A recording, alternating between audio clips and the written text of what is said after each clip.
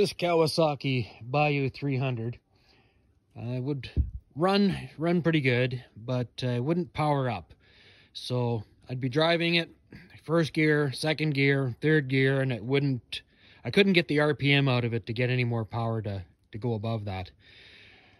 So I fought with the carburetor, took the carburetor apart probably 4 times, figuring maybe it was a float issue or maybe a plug jet. But it turns out that it was actually the rectifier. The voltage was an issue. So that voltage is just a little bit too high. Wow. If you hear that, that was a knock. That's because the CDI is having trouble calculating when to send the impulse for the ignition for the spark. So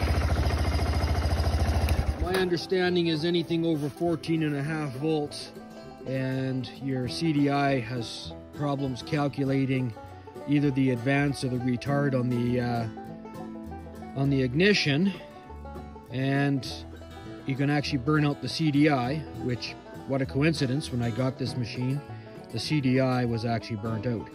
So the rectifier is that finned thing that is attached to the side of the air breather, and it only has that one little harness there. So see if I can get that to focus. So anyway, I'm going to take that off, and hopefully I don't have to take the air breather out. It can be a pain, it's hard to reach, but overall it's not hard to deal with. So anyway, I'm gonna get at this and see if I can't get this done before it gets dark. So this is the offending piece, the rectifier. 6-pin. So I stole one off another machine. Now I know what I need to order. So I've got the new rectifier, or the replacement rectifier in. Let's see if I can do the voltage here.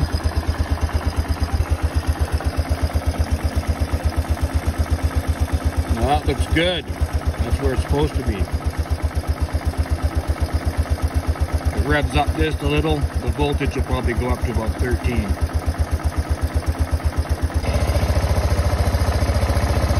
Well, I would imagine my battery falls. That's within the tolerable range. We're good.